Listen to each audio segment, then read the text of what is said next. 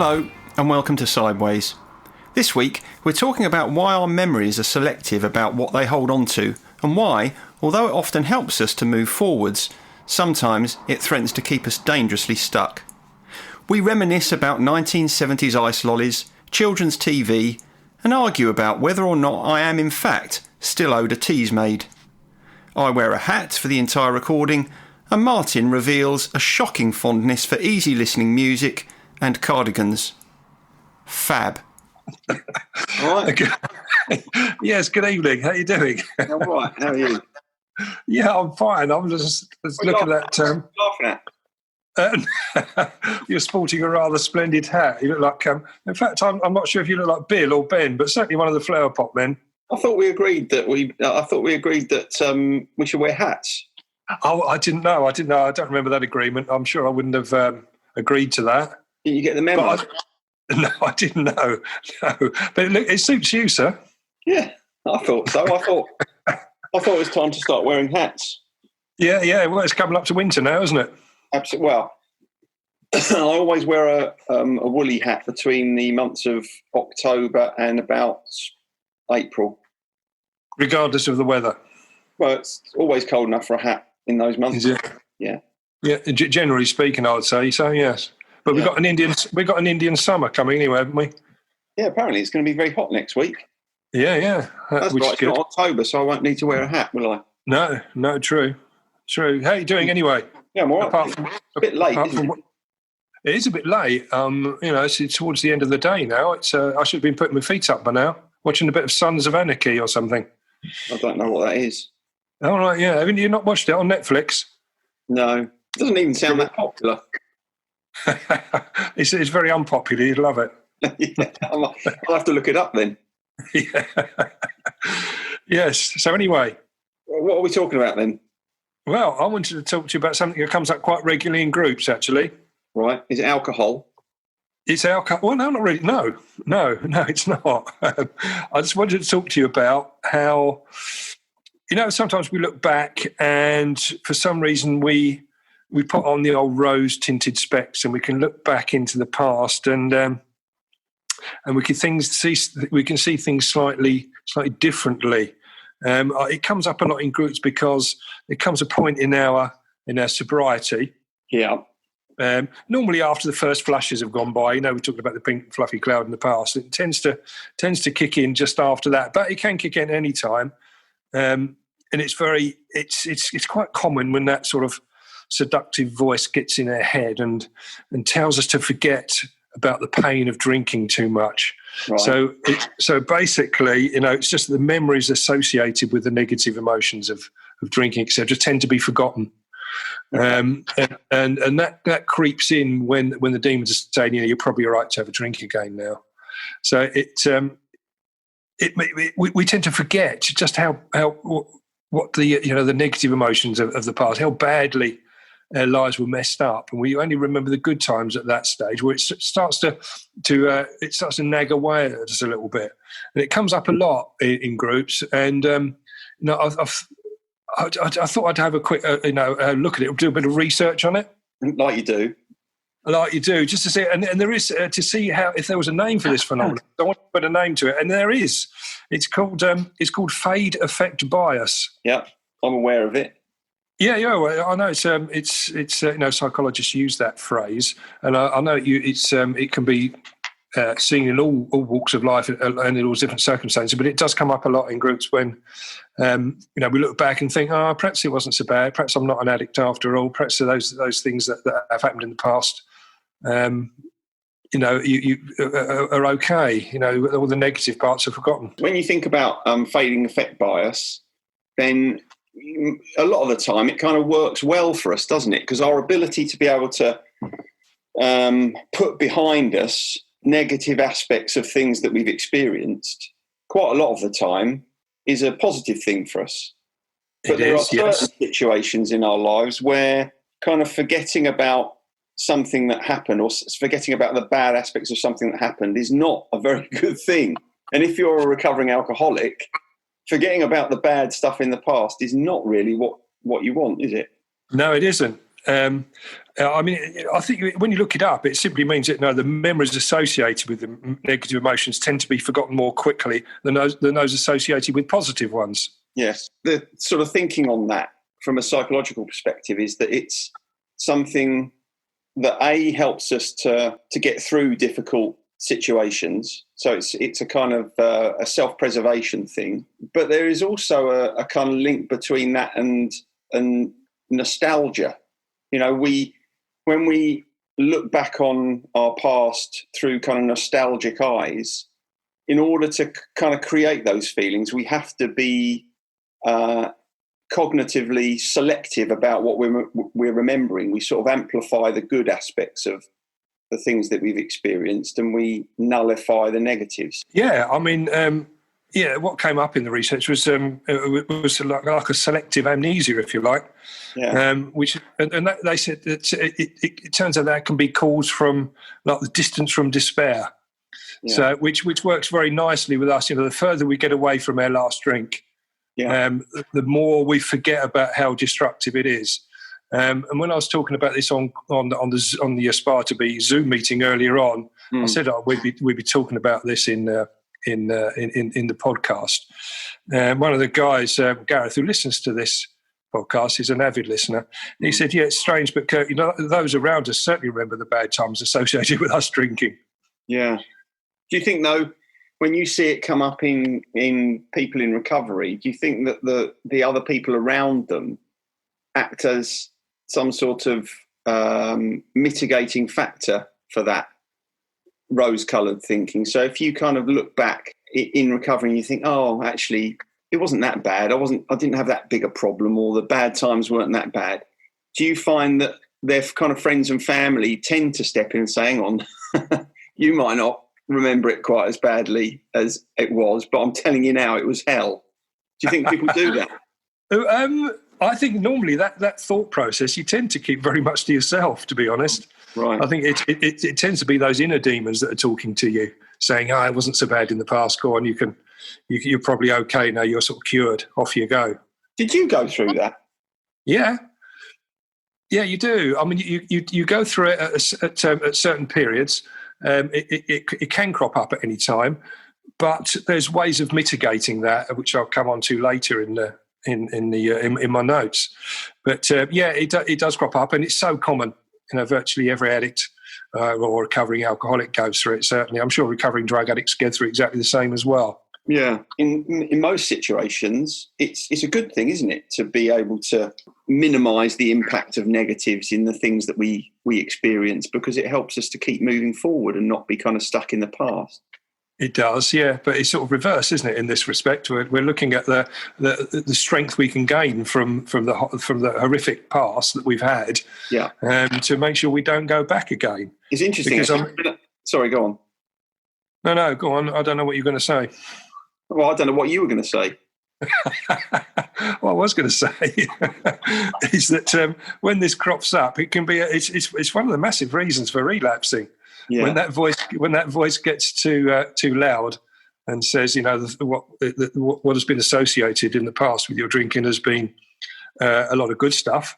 Yeah. You might remember a decent party, or a good time sitting out in a beer garden that we talked about in the past. Yeah. But this selective amnesia tends to filter out the bit where you fell off the seat in the beer garden, or the police had to come and drag you home, or drag you away down the cells or whatever. Forget about that. Or when you had to run across fields trying to get away from the police to the bell at Frittenden. You're exactly right. You see, you forget about those things. That filters out, and I'd be all right. A few lagers wouldn't out. Okay. I was right. I didn't know you were going to say that. No. What I was going to ask you was, though, when I was kind of thinking about it, I was thinking about that kind of theory that I just voiced, which is that in most cases, having this kind of fading effect bias, editing out negative experiences from the past is mostly a good thing. So I started to try and think about situations in which it wasn't. Now, obviously, addiction is one of them. Yeah. Can you think of any others? I haven't tried to think of any off the top of my head. I mean, the reason I was thinking about it is because obviously not everybody that listens to this podcast has addiction problems. No. But there's there are a couple of, well, there's one situation that I think probably most people, whether they have had any addiction problems or not, will have experienced. And it's getting over a broken heart. Oh, yeah. So if you've been in a relationship that actually, when you look back on it with honesty, was not good for you, either a toxic relationship or even an abusive relationship, the number of times that people will leave those relationships, but then they'll get lured back into them through their ability to nullify all the negative aspects of the relationship and actually convince themselves actually he or she wasn't that bad after all. And they take themselves back into that maelstrom of chaos and then find exactly the same thing happens again. I mean, that's exactly the same cognitive dissonance occurring. Yeah, it is, because the relationship we have with alcohol is exactly like that. It's incredibly destructive, but you can look back and pick out some of those times, especially when you've in the early days when you first started drinking, when it wasn't too bad, and not concentrate on the horrific side of it all. Yeah, I thought about two others as well, which I'll share with you. Yeah, please do. Far away. One of them is supporting West Ham. So is it? I'm just trying to think that one through. Well, you couldn't support West Ham unless you were able to play down all the negative aspects of supporting West Ham. Yeah, it leaves very little to work with, doesn't it? It does. And the final example I want to give you. Okay. Do you remember that game you used to have when you lived in St Luke's Road, Sponge? I did. Yeah, yes. We'd have to get a sponge ball in a pot that was at the top of the stairs. Correct. It was really difficult, wasn't it? Very difficult. Now, you and I were playing it one night. It was a Saturday, and I got the ball in the pot, and you don't remember it. So that's fading effect bias. You've pushed away all of the negative aspects, which is that you owed me a tease made for that, and you're only remembering the fun of playing the game. I think you've got a bit of selective amnesia going on there, because you might have had a fluky shot where the ball went in the pot, but there wasn't a tease made at stake at that point. I thought there was always a tease made at stake. Yes, it was often a prize up for grabs, but you had to say it was a tease made game before you started. You couldn't just retrospectively say, "Oh, that was a tease made game," and claim it. You're retrospectively making the rules now. No. I think it's exactly right. I'll ask Russ, my brother, when I see him next. He'll remember exactly. Yeah. But one of the things I do like about when I was looking at this fade effect bias is obviously the acronym is FAB, and they kept going through. And I was reading these different papers about it, saying about FAB, and I kept thinking about Thunderbirds. I mean, is that the association you would have with FAB if someone said FAB? I'd have two associations. One of which would be Thunderbirds. Yeah, and the other one would be what? I suspect the Fab lolly that was around during the 60s. And probably still is. I don't know if it still is. I think it still is around, yeah. Were you partial to a Fab? Yeah, I were. I like the sort of they're like sugar strands, but there are hundreds and thousands on the top part of it. Yeah. I mean, I would always have seen a Fab synonymous with Zoom, a Zoom lolly. Do you remember Zoom? Yeah, I do remember Zooms, yeah. I think didn't Zoom have a layer that was banana flavour? Oh, did it? I can't remember now. I was never much of a lolly, but I'd always go for the ice cream, really, when the ice cream van come around. I'd go for your 99. What did you do? So if you went along Mace on Sunday afternoon for an ice cream after Sunday lunch, what would you have then? Yeah, I'd have probably ended up with a Fab, to be honest. Would you? Yeah. I might have had a lemonade sparkle, or I might have had there's something funny about that. No, just your memory of 60s and 70s sort of frozen confectionaries, but far greater than mine. I might have had a midnight mint choc ice or a dark and golden. Or do you remember funny faces? Funny faces, yeah, I do. Yeah, they were nice, actually. Yeah. They were more ice creamy. What about Lord Toffee? Do you remember him? No. Yeah, it was nice. It had a light, soft, caramelly centre to it. It was lovely. Have you researched this, or is it something you're just thinking off the top of your head? And hearts. Do you remember heart lollies? I do remember hearts, yeah. I think I've just got that mind that remembers all manner of unnecessary, useless information. I think you were much richer than us. We could only afford one lolly every couple of months or so. You were bang on them every weekend by the sounds of things. Yeah. But then again, I was rich enough to have a Thunderbird 4 that used to go in the park.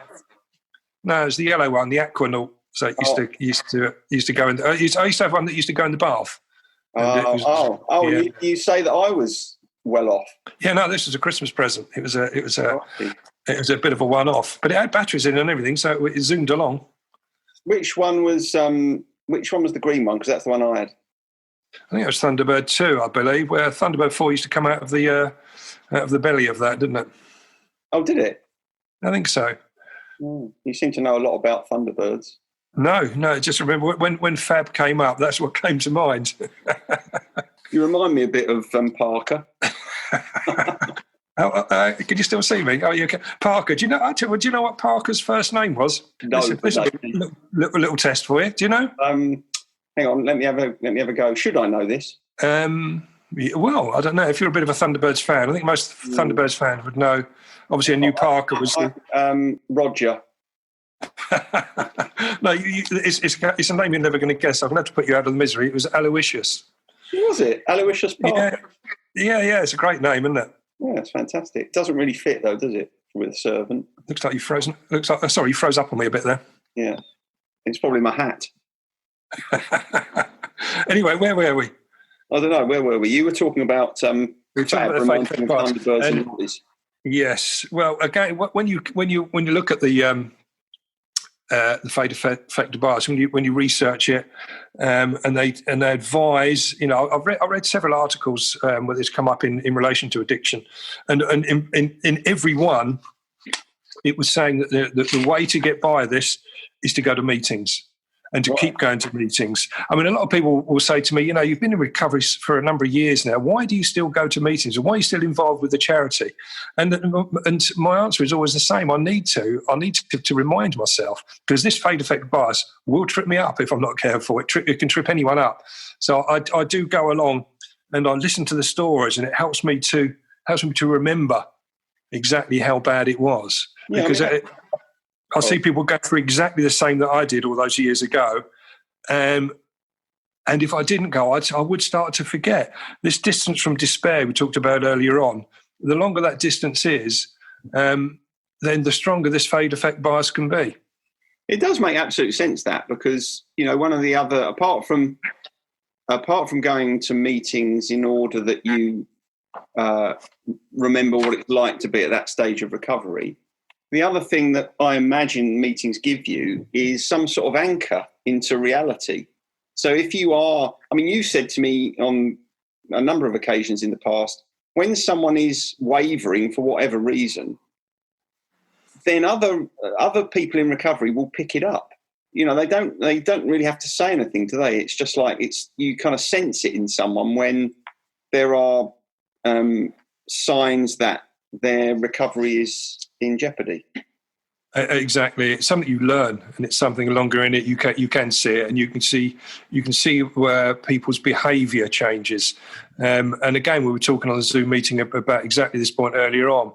If we don't see someone on the Zoom meeting for a while, you start to get worried because it's one of the first signs that things are going awry, and they're likely to be going out and starting to pick up.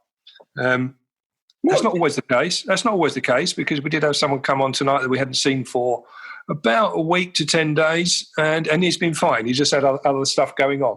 But I always tend to worry. Do you think sometimes that people, if they don't show up to the Zoom meetings or they don't turn up to physical meetings when you're able to have them, do you think sometimes people kind of worry about what their fellow group members will think if they don't show up? Yeah, there is a bit of that going on. And obviously there's a kind of positive peer pressure involved in that, but do you think that can ever be negative? No, I don't think so. It is something, the bond you get between people in recovery is tremendous. And so you naturally tend to worry about each other. So if you don't come to meetings, if people aren't coming onto Zoom, often they will send a little message through on the group chat to say, I'm not going to be able to make it tonight, but I will be able to make it tomorrow. I'll see you at the weekend. Just to touch base, really. And there's something really encourage. Again, the statistics show that if you don't get involved in meetings. If you don't do it regularly, the chances of you lapsing just rocket. And I know I always bang a bad on it in meetings. I'm not just trying to plug the charity and plug, the fact that people should be coming along, but the statistics bear it out. It's a very valuable resource, I think it's you can't hammer that home enough, really. Well, in the context of what we're talking about, again, it's a perfect way of keeping yourself grounded in reality, isn't it? Because as soon as you start to entertain thoughts that your previous behaviour wasn't as bad as perhaps you first thought, you've only got to turn up to a meeting and hear other people talking about just how bad stuff is. And you at that point you're going to have to be pretty hardy not to be shaken back into some sort of brutal reality, right? Yeah, exactly. I think it sort of revolves around resolve, if you like. That's nice. It sounds like a little phrase you've been working on.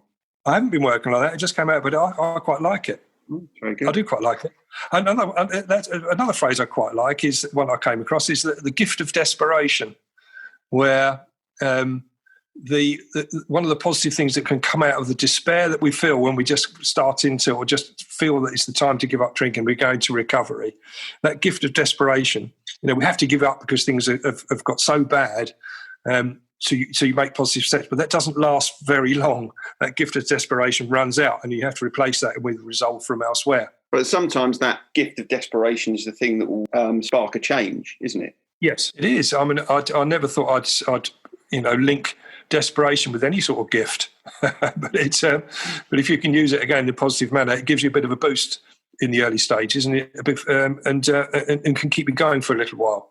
Yeah, the thing that despair does do is it tends to push us into some sort of action. Yes. When you feel as if you really are at the end of your tether emotionally, that's usually the time that you will stir yourself to do something. Because as we've discussed before, up until that point, you can become familiar and comfortable in the pain. Yes, you can.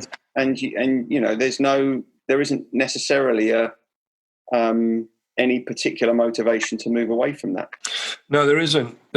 And again, it's down to resolve. I mean, just think about it. Do you remember I'm sure there used to be like a hangover cure called Resolve. I don't know if it's still available. Do you remember that? There is. Well, I don't know if it's still available, but yes, it certainly did exist. Yeah, do you remember that? And they used to promote it. And I think Boots used to do that. I think they probably still do their own brand, which is, so it's like a hangover cure. It's basically paracetamol, isn't it? A bit of sodium bicarbonate thrown in for a good measure. To settle your stomach. To settle your stomach. But the Boots' own brand one, I believe, is called Recovery, which is a bit weird. It's almost as if take a tablet, that's it, you're recovered. Really? I think, yeah, it'd be great, wouldn't it, if that was the case? If you're looking at of Resolve in its natural term, that. Again, the research shows that Resolve is built on 3 pillars. This is, again, something I was looking at and sort of learned. The first one is a Resolve is that it's necessary. Number 2, that it's possible. And number 3, that it's worthwhile. So when you get those 3 pillars in place, that is the starting of your recovery. The first one, necessary, I suspect probably most people, even pre-recovery, would recognise necessity. A lot of people before they get into recovery would not consider it possible, and probably even when they're in recovery. You're quiet. And the worthwhile thing is all about something we often return to, which is about you feeling like you matter enough. Yes. For me, that's the hardest one. To me, the worthwhile thing is the hardest part of any recovery emotionally. Yeah, the worthwhile part of it is probably the hardest part, as you say. And it's the part of when I first went into recovery, it took me a while to realise that it was worthwhile. Because you don't see benefits immediately. It takes a little while and a bit of hard work before you start to see the benefits. But again, that's great to have the meetings where people around you that have had longer terms of sobriety, then you will say that stick with it. You will see the benefits of it. It is very worthwhile. You'll the work you put in at this stage is going to reap very big rewards going forward. Now, there's something kind of slightly ironic about the importance of feeling worthwhile, and that takes us back to fading affect bias, and it's linked with nostalgia, because there's a theory that says that part of the purpose of nostalgia, it gives us an enduring sense of ourselves. So when we look back with nostalgia at, say, our childhood or at, different times in our lives, and we tend to file off the rough edges of it and look upon it in a more favourable light. The theory is that one of the reasons that we do that is because it's important to us to have an enduring sense of ourselves. It's important to us to feel like there is something kind of consistent in our lives and in our existence. So in that sense, when you get into recovery, fading affect bias is potentially a pitfall for you if you start to think favourably about your drinking. But it's also an aid and a help for you if you think further back to parts of your life where actually you might have, been leading a healthier and more productive life. So it kind of it's a true double-edged sword. Yeah, it's difficult to remember a lot of the times, and again, we talk about this often in groups. It's difficult to remember what it was like when you were sober. Yeah. It's quite a tough one to drag forward sometimes. Yeah. Why have you put a light in my eyes now as if you're a Nazi guard? I don't know. The bulb suddenly went bright, which probably means it's going to blow in a minute, doesn't it? Excellent. And then we'll be plunged into darkness. Oh, completely, yeah. Which would be, metaphorically quite apt, wouldn't it? Yeah, it will. But talking about nostalgia, I had a little thumb through my old single collection during the week. Right, yeah. Only because I thought, we were talking about our guilty pleasures musically, and we like to come up with one each week. Yeah. I thought I'd have a little look through, just because there's some stuff in there that I had completely forgotten about, and it's not what I'm going to say what my guilty pleasure is, because I haven't got a single of this guilty pleasure. I'll come into that in a second, but I did find, we were talking about Rolf Harris and Gary Glitter. Yeah. Yeah. Well, I found the Two Little Boys single. Yeah. And I found two Gary Glitter singles. Which one? Right. Remember Me This Way must be one of them. Yes. Remember Me This Way. The other one, you want to be leader of the gang? No, the other one was I Love You, Love Me, Love. Oh, I love you, love. Yeah, do you remember it? No, that's not right, is it? Is it? Yeah, it is. That's exactly the one. But I think the. You're not expecting me to do a Gary Glitter cover on. No, I'm not. No, but I'm just thinking on the. I just looked at the reverse side. On the B side of that particular single, the track is called "Hands Up, It's a Stick Up." Now, if ever there was a message, we should have seen that coming, shouldn't we? Really. I think I might have that single. I'll have to have a look out for that. I certainly would never regard it as, certainly it would be guilty, but it would never be a pleasure. No, exactly right. That's why I think we should get them all together and perhaps have a little funeral pyre of those sometimes, the old Glitter singles. And maybe do the same sort of thing with the Glitter singles as you have to do with your letters to alcohol in recovery. Exactly right. That's a good idea. Yeah, we should do that. We'll have to video it when we're throwing some Glitter singles in the fire. What do you reckon? Yeah, good idea. Yeah, we do that. All right. So, what is your guilty pleasure this week then? Because it's 9 o'clock now, and quite frankly, it's my bedtime almost. It is. We've had enough of this recording now. It's going to take a bit of editing down some of this old rubbish we've been talking about, I'm sure, but. It's making me laugh a little bit to myself just thinking about it, but it is one that I do generally like this track. Well, I should hope so, because that's part of that's the rule. Exactly, yeah. But I don't. But again, I don't want you to think I'm just picking a track because it's funny or it's obscure or whatever. But it's one I like. It's called "O'Rafferty's Motor Car" by Val Doonican. What's the matter? You've got your head in your hands. Oh my God, you're stooping pretty low, aren't you? O'Rafferty's Motor Car by Val Doonican. Yeah. In fact, I've got a Val Doonican LP with all his greatest hits on there, and I'm a big. Yeah, there's a lot of tracks on there that could have made the cut, but O'Rafferty's Motor Car is definitely is well up there. So are you telling me then that, if you kind of were flicking through your record collection, you found it, you think, oh, I'll put that on? Yeah. Really? Yeah, I would. Yeah, it's got other tracks on it, like Walk Tall, hasn't it? And Elusive Butterfly of Love. Don't talk to me as if I'm familiar with the works, the canon of Val Doonican. I mean, Val Doonican, he used to have a show, didn't he, on Saturday night in the 1970s? There was no way I was watching that. Didn't he sit in a rocking chair? Yeah, he did. So it's a rocking chair with a nice sweater on. Yeah, it's very popular. Very popular. So that's my guilty pleasure for this week, a bit of Val Doonican. How about yours? Well, I'm speechless, really. I mean, I'd be questioning you watching Val Doonican on telly even now at your age. Anyway, well, my guilty pleasure is Lucky Stars by Dean Friedman. I don't think you've got any right to be laughing at me this week, mate. No, I'm not. But I know you're a bit of a Friedman fan. I think I've read you about that you're liking that particular artist in the past. I'm a big Friedman fan. In fact, I've seen Friedman live on several occasions, and he's. I expect you've been on tour with Val Doonican, haven't you? Well, he's long gone now, but I'd love to have seen him live. He looked with that rocking chair. I bet it was brilliant on stage. Have you got a Val Doonican tour T-shirt? No, I haven't, but I want one. I do want one. I have to knock one up myself. I'm quite happy to do that. Yeah, you should. Why don't you do Doonican on the back of a leather jacket for yourself? I don't think it really suits leather jacket, but I said a T-shirt would be fine. I could get away with that. No, I tell you what, put it on the back of a cardigan. I could get it knitted in. I could ask my sister to do it. She'd be able to do it. Could you knock up a Doonican one? I reckon Claire could probably knit in Doonican's face on the back of your best cardie. Really? I've got to have a word with her in that case then. If she's a demon with the knitting needles, that sounds brilliant. Yeah. Oh, that's good. All right. Okay. So I think it's time to have a cup of tea and see how many England are losing the football. It's 0-0 at the moment still. It sounds like a cracker of a game. I think we're losing the cricket, aren't we, as well? I don't know. It's all quite depressing, really. Good. All right. Okay. I'll see you next week. See you next week. Thanks. Take care. Bye. Bye. Sideways was created by Graham Landy and Martin Pankhurst. If you want to read more about our work, visit grahamlandywellbeing.co.uk/sideways-podcast.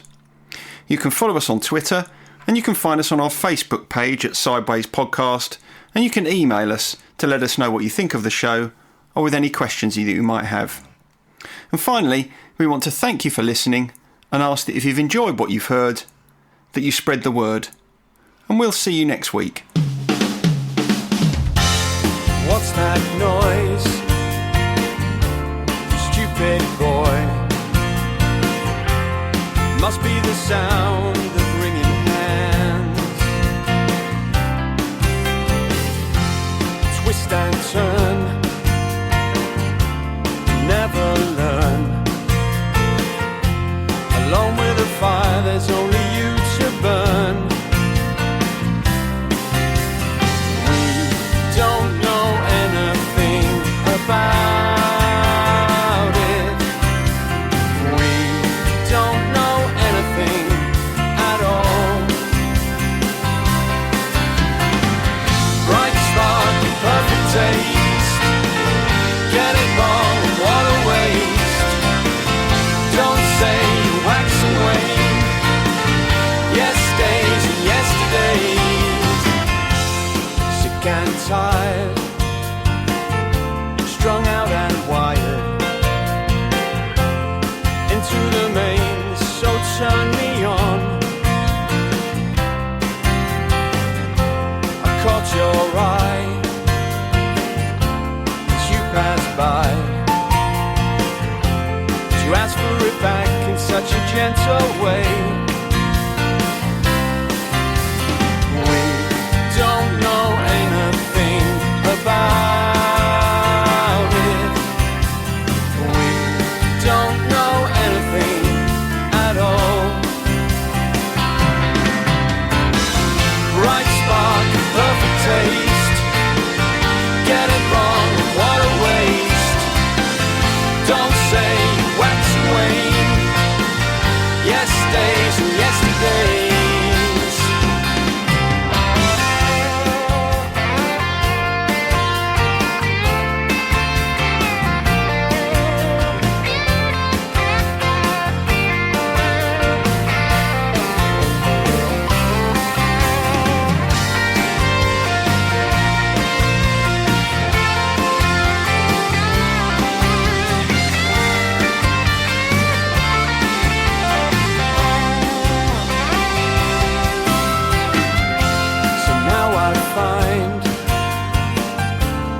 left behind.